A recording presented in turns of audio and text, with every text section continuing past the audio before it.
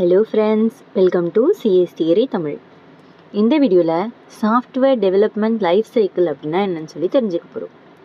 இந்த software development life cycle தான் software engineering கான்செப்டோட கம்ப்ளீட்டான விஷயம். இதில் தான் மொத்த சாஃப்ட்வேர் இன்ஜினியரிங்குமே கவர் ஆகிடும். சாஃப்ட்வேர் இன்ஜினியரிங்னா என்ன? ஒரு சாஃப்ட்வேரை இன்ஜினியரிங் டெக்னிக்கில் டெவலப் பண்ணுறோம். இன்ஜினியரிங் டெக்னிக்னா ஸ்ட்ரக்சர்டாக டிசிப்ளின்டாக இப்படி தான் நடக்கணும், இந்த மாதிரி தான் நடக்கணும், இதுக்கப்புறம் தான் இது நடக்கணும் அப்படின்னு ஒவ்வொரு ஸ்டெப்பையும் பார்த்து பண்ணுறது தான் இன்ஜினியரிங் ஒர்க்கு. அப்போ நான் ஒரு சாஃப்ட்வேரை ப்ராப்பராக எப்படி டெவலப் பண்ணணும் அப்படின்னு சொல்கிறது தான் அந்த சாஃப்ட்வேர் இன்ஜினியரிங். அந்த சாஃப்ட்வேரை எப்படி ப்ராப்பராக டெவலப் பண்ணணும், எந்த ஸ்டெப்புக்கு அப்புறம் எந்த ஸ்டெப்பு, ஒவ்வொரு ஸ்டெப்லேயும் என்ன பண்ணணும் அப்படிங்கிறது தான் இந்த சாஃப்ட்வேர் டெவலப்மெண்ட் லைஃப் சைக்கிள். நான் ஒரு ப்ராசஸை ஒரு சாஃப்ட்வேரை எப்படி பண்ணணும் அப்படிங்கிறத ப்ராப்பராக பிளான் பண்ணி பண்ணேன் அப்படின்னா அந்த ஒர்க்கு எஃபிஷியண்ட்டாக இருக்கும். நல்ல ஹையான ரிசல்ட் கொடுக்கணும் அப்படிங்கிறதுக்காக மொத்தமாக ஒரு சாஃப்ட்வேரை டெவலப் பண்ணுறதுக்கு என்னென்ன ஒர்க் பண்ணணும் அப்படிங்கிறத நான் அதை செய்கிறதுக்கு முன்னாடியே ப்ராப்பராக ஒவ்வொரு பாயிண்ட்டையும் நம்ம நோட் பண்ணி எடுத்து வைக்கணும். அதுக்காக யூஸ் ஆகிறது தான் இந்த சாஃப்ட்வேர் டெவலப்மெண்ட் லைஃப் சைக்கிள். எந்தெந்த இடத்துல என்னென்ன வேலை செய்யணும் அப்படிங்கிற ஒரு அக்னாலஜ்மெண்ட். இப்போ சாஃப்ட்வேர் டெவலப்மெண்ட்டில் இது மொத்தம் 6 ஸ்டேஜஸ் இருக்குது. இந்த 6 ஸ்டேஜும் ஒரு சாஃப்ட்வேருக்கான அவுட்லைனை நம்மளுக்கு எப்படி இருக்குது அப்படிங்கிறத நம்ம கொடுக்கும். சாஃப்ட்வேர் டெவலப்மெண்ட் ப்ராசஸோட அவுட்லைன் என்ன அப்படின்னு சொல்லும். First planning. நான் என்ன வேலை செய்ய போகிறேன் அப்படிங்கிற பிளான். ஃபார் எக்ஸாம்பிள் நம்ம வீடு கட்ட போகிறோம் அப்படின்னா ஓகே வீடு கட்டணும் அப்படின்னு நம்ம ஃபஸ்ட்டு பிளான் பண்ணுறோம். இப்போ பிளான் பண்ணும்போதே நம்ம என்ன பண்ணுவோம், இந்த இடத்துல இவ்வளோ பெருசில் இவ்வளோ அமௌண்ட்டு போட்டு அப்படின்னு சொல்லிட்டு பிளான் பண்ணுறோம் இல்லையா. மொத்தமாக கம்ப்ளீட்டாக நான் என்ன வேலை செய்ய போகிறேன் அப்படிங்கிறது பிளானிங் ஃபேஸ். டிஃபைனிங்னா நான் பிளான் பண்ணதை எழுதி வைக்கணும். எழுதி வச்சாதான் என்ன நான் பிளான் பண்ணியிருக்கேங்கிறது எனக்கு மறுபடியும் ஞாபகம் இருக்கும். இல்லாட்டி நான் முதல்ல ஒன்று யோசிச்சிருப்பேன், 2வது தடவை வேற ஒன்றா மாற்றுவேன். அப்படி நான் பண்ணக்கூடாது, மாற்றக்கூடாது. நம்ம பிளான் பண்ணோம்னா என்னவோ எழுதி வச்சோம்னா தான் அது அடுத்த தடவைக்கு மாறாது. ஸோ நம்ம என்ன பிளான் பண்ணணும்னு டிஃபைன் பண்ணணும்.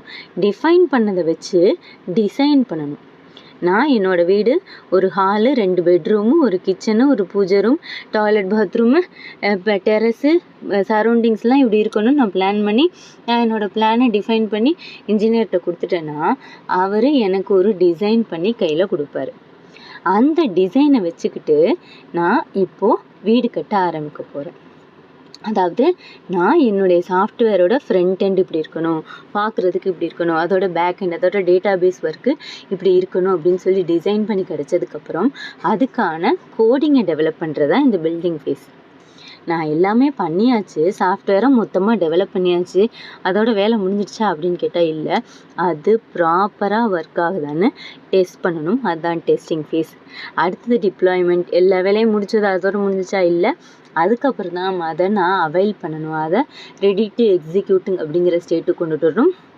அதுதான் டிப்ளாய்மெண்ட். இப்போ ஒவ்வொரு ஸ்டேட்டும் என்னென்ன ஒர்க் பண்ணுது அப்படின்னு சொல்லி தெரிஞ்சுக்கப்போம். First planning and requirement analysis. First plan பண்ணுறோம். பிளான் பண்ணும்பொழுது என்னென்ன தேவை அப்படின்னு சொல்லிட்டு யோசிக்கணும். இப்போ நம்ம வீடு கட்டுறோன்னு நம்ம சொன்ன மாதிரியே வீடு கட்ட போகிறேன்னு யோசிச்சிட்டேன். வீடு கட்ட போகிறேன்னு யோசிச்சா அதோட என் வேலை முடிஞ்சிருச்சான்னு கேட்டால் இல்லை. அப்போ அந்த வீடு கட்டுறதுக்கு என்னென்னலாம் தேவை அப்படின்னு எல்லாத்தையும் யோசிச்சு வச்சிடணும். வீடு கட்டணுன்னா இடம் வேணும், காசு வேணும், செங்கல், சிமெண்ட்டு, ஜல்லி என்னென்ன வேணுமோ எல்லாத்தையும் யோசித்து வச்சுக்கணும்.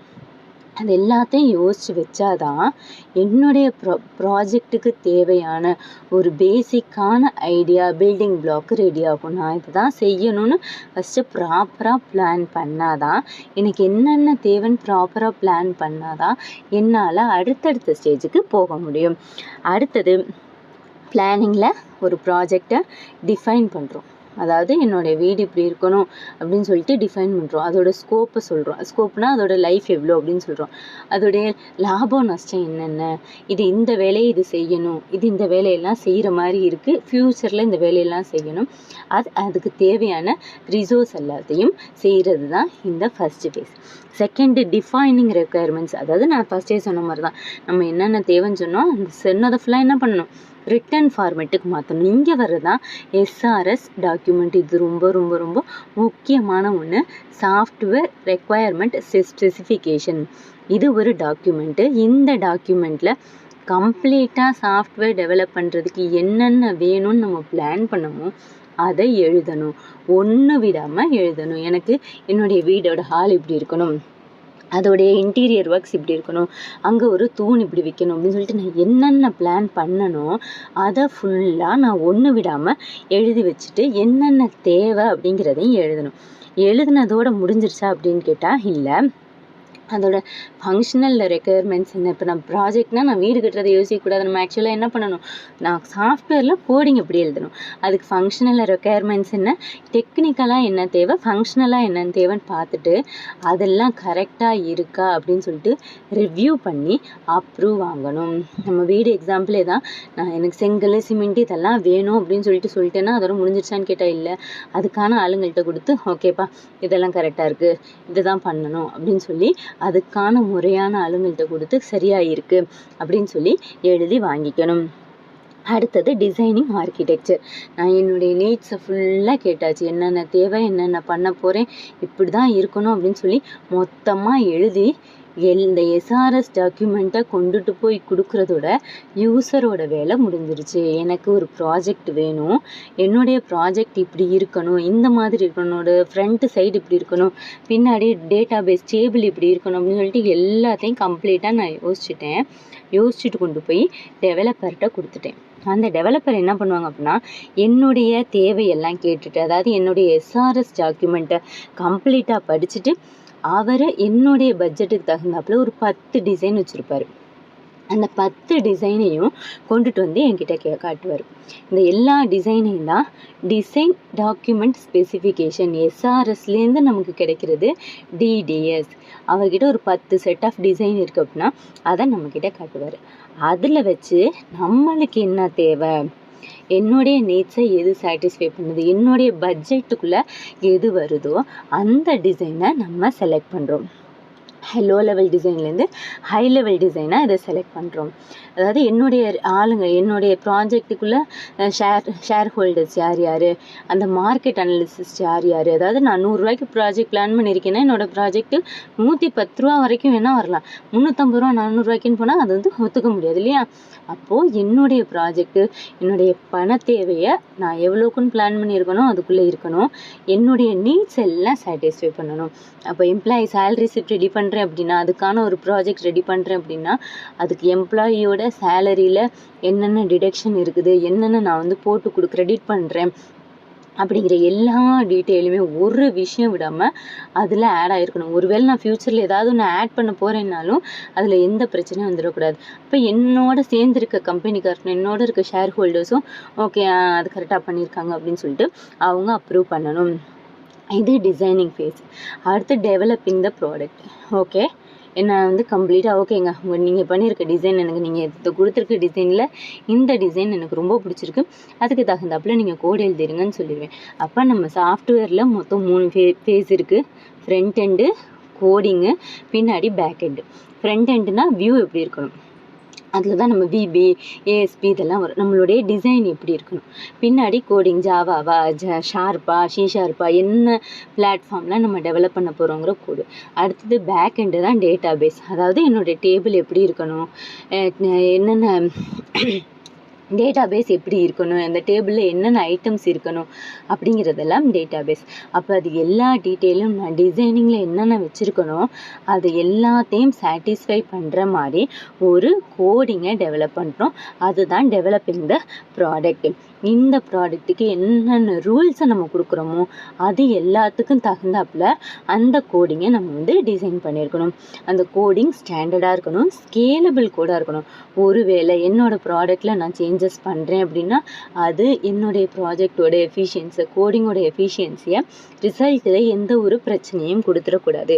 அடுத்தது வெர்ஷன் கண்ட்ரோல், ஒரு இடத்துலேருந்து ஒரு வெர்ஷன்லேருந்து இன்னொரு வெர்ஷனுக்கு அப்கிரேட் ஆகுது அப்படிங்கும்போது அதோட சோர்ஸ் கோடில் எந்த சேஞ்சும் வந்துடக்கூடாது. அந்த கோடை ரிவ்யூ பண்ணணும். அதாவது ப்ராப்பராக இருக்கா, ஒழுங்காக ஒர்க் ஆகுதா அப்படின்னு சொல்லிட்டு கோடை ரிவ்யூ பண்ணணும். இது கோடிங் ஸ்டேட். அடுத்தது டெஸ்டிங் அண்ட் இன்டகிரேஷன். இப்போ மொத்தமாக நான் என்னுடைய ப்ராஜெக்டை டெவலப் பண்ணி ஒவ்வொரு ஸ்டேஜ்லேயும் ப்ராப்பராக ரிவ்யூ பண்ணியிருக்கேன். ஆனால் அதோட முடிஞ்சிருச்சா அப்படின்னு கேட்டால் இல்லை. இப்போ ஸ்ப்ளிட்டாக இருக்கிற ஒவ்வொரு பார்ட்டாக இருக்கிற ப்ராஜெக்டை இன்டகிரேட் பண்ணி சிங்கிள் யூனிட்டாக ஆக்கி கம்ப்ளீட்டாக டெஸ்ட் பண்ணணும். ஓகே, இந்த ப்ராஜெக்ட்டு ப்ராப்பராக எக்ஸிக்யூட் ஆகுது, எந்த வகையிலையுமே எந்த பிரச்சனையுமே நடக்கலை, நம்மளுடைய யூசரோட ரெக்குயர்மெண்ட்ஸ் என்னவோ அதை சாட்டிஸ்ஃபை பண்ணுது அப்படிங்கிறத இந்த டெஸ்டிங் ஃபேஸில் நம்ம பார்க்குறோம். யூசரோட எல்லா நீடுமே இது சாட்டிஸ்ஃபை பண்ணுதா, எஸ்ஆர்எஸை இதை ஃபுல்ஃபில் பண்ணுதா அப்படின்னு சொல்லிட்டு பார்க்குறதா இந்த டெஸ்டிங் ஃபேஸ். அடுத்து டாக்குமெண்டேஷன், ட்ரைனிங் அண்ட் சப்போர்ட். டாக்குமெண்டேஷன்னா நான் ஒரு ப்ராஜெக்டை கம்ப்ளீட்டாக டெவலப் பண்ணி யூசர் கையில் கொடுத்துட்டேன் அப்படின்னா அதோட முடிஞ்சிடுச்சு அப்படின்னு கேட்டால் இல்லை. ப்ராஜெக்டில் என்னென்ன ஒர்க் பண்ணியிருக்கோம் அப்படிங்கிறத ரிட்டன் ஃபார்மேட்டில் கொடுக்கணும். அதாவது நம்ம இப்போ ஒரு ப்ராடக்ட் வாங்குகிறோம், ஒரு எலக்ட்ரானிக் ஐட்டம் வாங்குகிறோம் அப்படின்னா அதுக்கு ஒரு மேனுவல் கொடுக்குறாங்க. ஏன்? அதை நான் எப்படி யூஸ் பண்ணணும் அப்படிங்கிற நாலேஜ்க்காக. அப்போ அந்த ப்ராஜெக்டை எப்படி யூஸ் பண்ணணும், எதை ப்ரெஸ் பண்ணால் அது எந்த ரிசல்ட்டை கொடுக்கும் அப்படிங்கிறத யூசருக்கு தெரியப்படுத்தணும். அடுத்து இதில் எப்படி ஒர்க் பண்ணணும் அப்படிங்கிற ட்ரைனிங்கை யூசருக்கு கொடுக்கணும். அந்த டெக்னிக்கலான சப்போர்ட்ஸை டெவலப்பர் யூசருக்கு ப்ரொவைட் பண்ணணும்.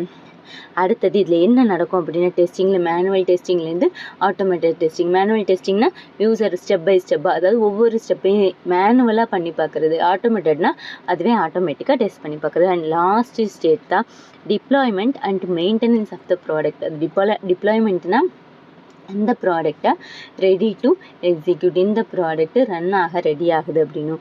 ஒரு ப்ராஜெக்ட் ரெடி ஆயிடுச்சு, ரன் ஆயிடுச்சு அப்படின்னா அதோட முடிஞ்சிடுச்சா அப்படின்னு கேட்டால் இல்லை, அதை மெயின்டைன் பண்ணணும். அது ப்ராப்பராக ஒர்க் ஆகுதா, கடைசி வரைக்கும் போகுதா, இடையில ஏதாவது ஒரு சின்ன கோளாறு வரும்போது அந்த ப்ராஜெக்ட் கோளாறு ஆயிடுதா அப்படின்னு பார்க்கணும். எந்த ப்ராப்ளமும் வராமல் அந்த ப்ராஜெக்ட் ஒர்க் ஆகணும். அதுதான் மெயின்டெனன்ஸ். அதாவது நம்ம வீடு கட்டி முடிச்சிட்டோம் அப்படின்னா அதோட முடிஞ்சிருச்சா இல்லை, அதுக்கு பெயிண்ட் அடிக்கிறோம், அதுக்கு மேற்கொண்டு என்னென்ன ஒர்க் நம்ம அடிஷ்னலாக ஆட் பண்ண முடியுமோ அதெல்லாம் பண்ணுறோம். அப்போ அந்த வீட்டோட அழகை நம்ம என்ன பண்ணுறோம், மெயின்டைன் பண்ணுறோம். அதுதான் மெயின்டெனன்ஸ். இந்த ஒவ்வொரு ஃபேஸ்லேயும் டெஸ்ட் பண்ணி எடுத்ததுக்கப்புறம் இண்டஸ்ட்ரியில், அதாவது ப்ராப்பராக ஒவ்வொரு குட்டி குட்டி ஏரியாவில் நம்ம அதை வந்து ரன் பண்ண கொடுத்துட்டு அந்த ப்ராஜெக்ட் நல்லாயிருக்கு, ஓகேங்க, நம்ம என்னென்ன இப்போ கேட்டோமோ அது எல்லாமே கிடச்சிருக்கு அப்படின்னு சொல்லிட்டு யூசர் அவங்களோட ஃபீட்பேக்கை சென்ட் பண்ணதுக்கப்புறம் கம்ப்ளீட் ப்ராஜெக்டை கொடுத்து நம்ம ரன் பண்ண ஆரம்பிக்கிறோம். ஸோ ஒரு சாஃப்ட்வேர், ஒரு ப்ராஜெக்ட் டெவலப் ஆகணும் அப்படின்னா பிளான் பண்ணி, டிஃபைன் பண்ணி, டிசைன் பண்ணி, கோட் எழுதி, டெஸ்ட் எழுதி, கடைசியாக அதை டிப்ளாய்மெண்ட் பண்ணுறோம், அதை எக்ஸிக்யூட் பண்ணுறோம். இல்லை தாங்க software development life cycle. Thank you.